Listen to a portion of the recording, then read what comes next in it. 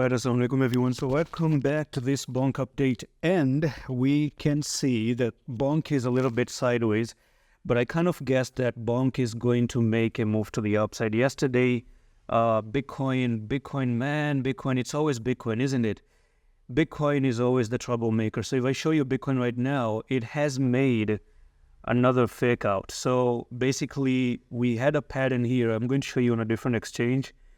I'm actually thinking to make a lengthy video talking about Bitcoin one more time. But anyways, you can already see that Bitcoin here had a small fake out to the downside. So if I show you this right now, Bitcoin was trying to break below, and all of a sudden it went for the retest and passed the retest. Okay, so for a moment I thought, you know what, we're going down, we're coming up probably for the retest and drop down to $52,000. So I don't control the market, honestly. Otherwise, this could have been a 52,000, but it looks like we're back into the safe zone with Bitcoin one more time. And if things go fine, then maybe Bitcoin is looking for another push to $67,000. So today's halving, by the way. Let's just go back to the BONK video. I think I'm going to be making an update on Bitcoin very, very soon.